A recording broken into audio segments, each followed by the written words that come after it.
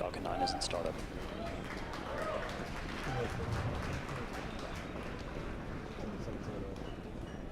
Stage 2 pressing for flight.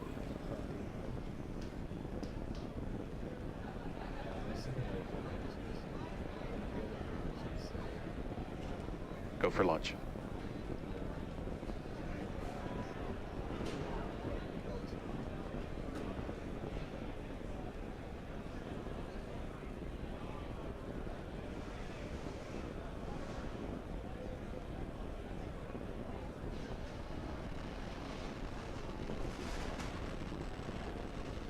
Stage 1 pressing for flight. T-minus 15 seconds. 10, 9, 8, 7, 6, 5, 4, 3, 2, 1, 0. Ignition.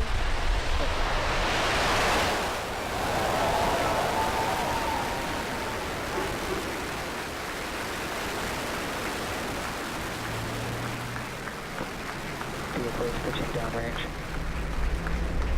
Stage 1 propulsion's nominal.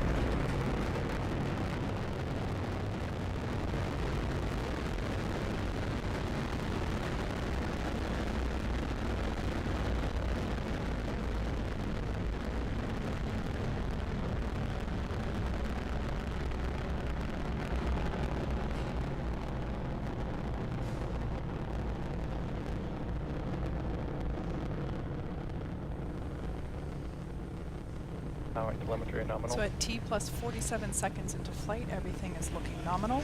We're currently preparing to throttle down as we enter max Q.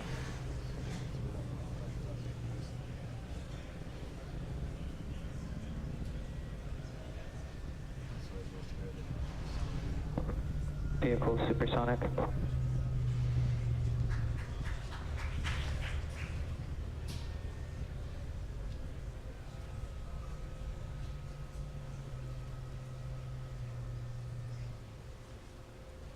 Vehicle has reached maximum aerodynamic pressure.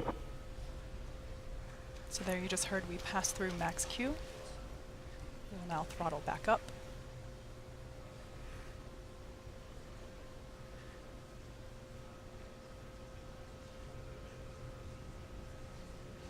MVAC engine chill. There you heard the call out for MVAC engine chill. This is the point in which, like I mentioned before, we start to flow the super cold liquid oxygen into the turbopumps, bringing them down to flight temperatures. This helps us reduce the temperature difference between the liquid oxygen and the hardware.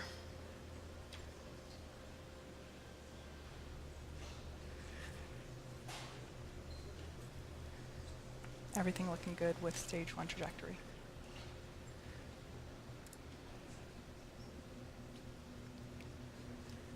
Main engine cutoff. MECO 1 approaching now.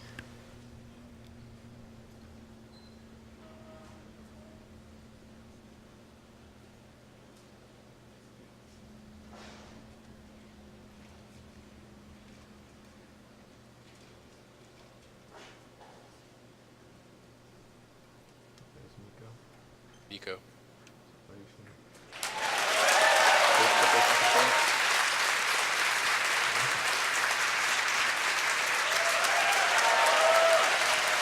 And there on your screen you can see that the second stage engine has lit the gorgeous red-orange glow of that nozzle. We're now at T plus 3 minutes and 5 seconds into flight. Coming up next will be fairing deployment. Now that second stage is in the vacuum of space, we don't need the fairing anymore, so in order to improve our vehicle efficiency, we shed the extra weight. Let's check in on the status of the Falcon 9 booster.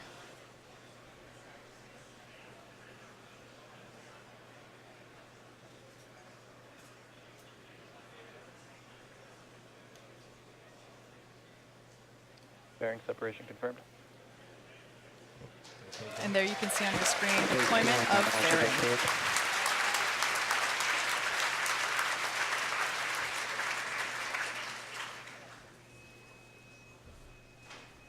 Bermuda acquisition of signal.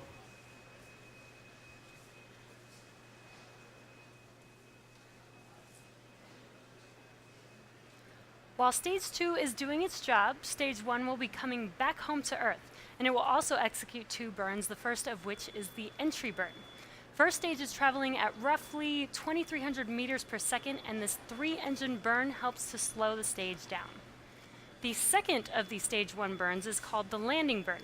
This is a single-engine burn that brings the vehicle speed down rapidly from about 250 meters per second all the way down to 2 meters per second in order to gently land on the drone ship. As I mentioned earlier, for this mission, first stage re-entry conditions are predicted to be the most challenging for any recovery attempt to date. It is possible that we might lose our camera feed during the landing attempt due to the drone ship's position over the horizon, but if that happens, we will bring you an update as soon as we re-establish connection. Stage 1 landing should occur about 25 seconds following second stage engine cutoff. The entry burn will be coming up here in about 2 minutes.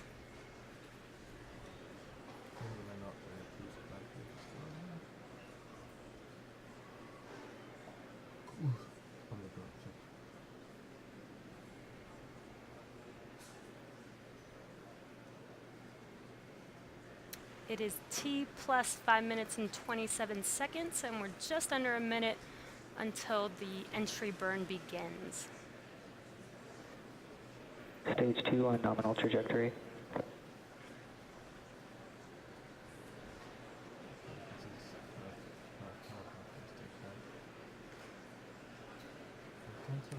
So on your left screen, you can see the first stage coming down, and you'll see a bright light when the entry burn begins there.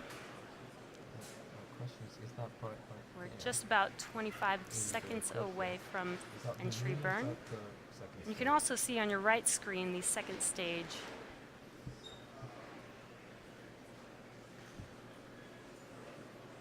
Stage 1 FTS is safe.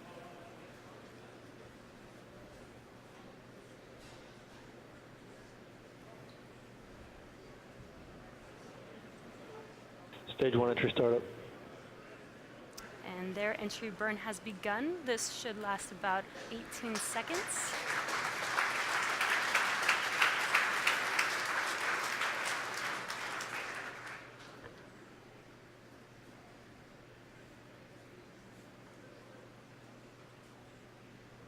Stage 1 entry burn. Shut down.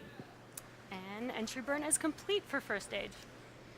Next, coming up at about T plus 8 minutes will be a rapid series of events. This will include the first second stage engine cutoff, or SECO-1, the start of the landing burn, followed by the first stage landing.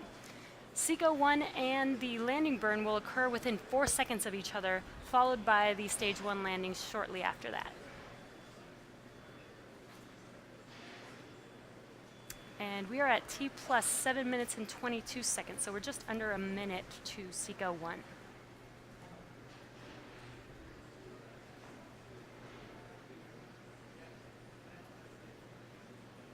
Terminal guidance.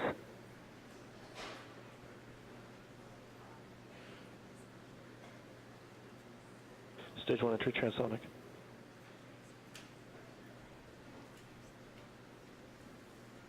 And that second stage engine is glowing bright there. When SECO-1 starts, that engine will turn off. Stage 2 FTS is safe.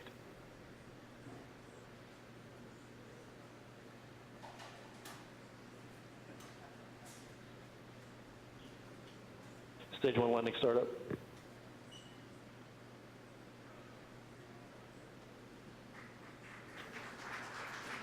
And you have SECO-1. Okay, shut down.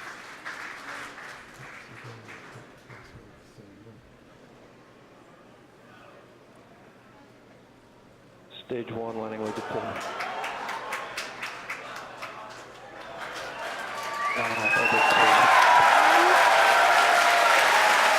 sounds like, there you go on your screen, we do have a successful first stage landing, despite the challenging conditions there.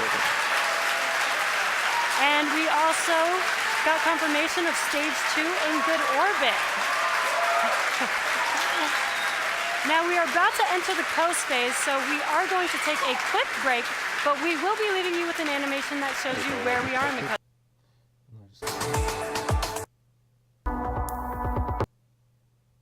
will be SpaceIL and then the Nusantara Satu satellite.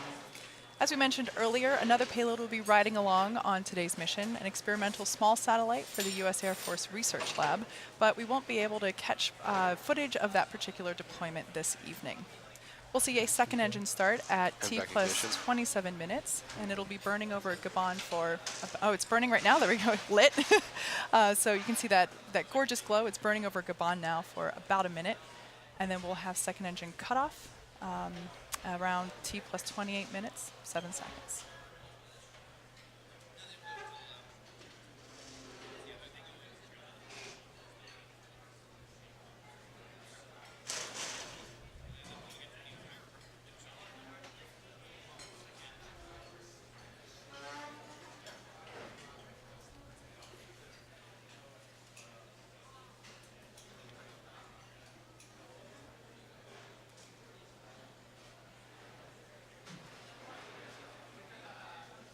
Approaching SECO 2 in 10 seconds.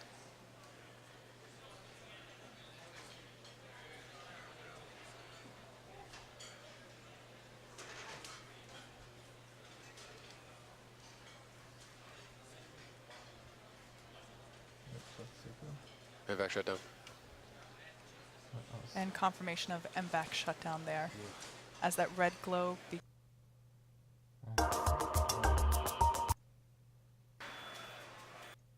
Our first deployment of the night, the SpaceIL Lunar lander, in just about 10 seconds from now, 18 seconds from now. Now you should be able to see this on your screen.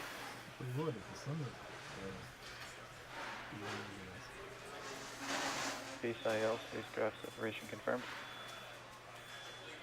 And we've got confirmation of separation.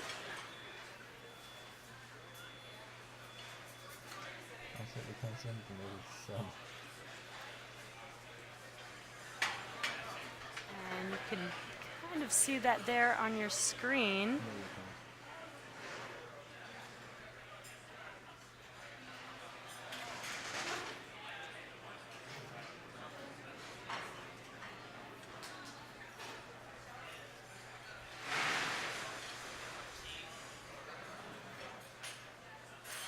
It's a little bit bright there because of the sun, so it's very difficult to see separation there, but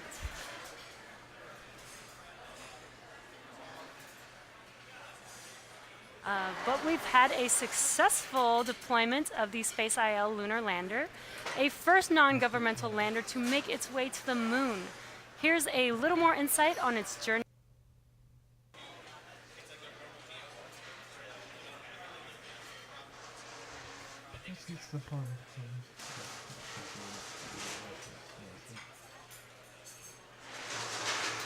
Ten seconds away from deployment.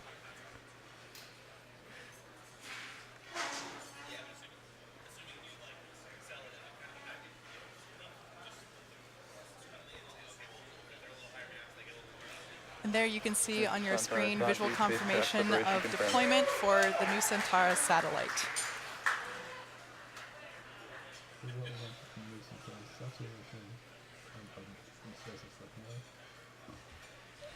And with that, that brings our webcast to a close this evening. Thanks to SSL.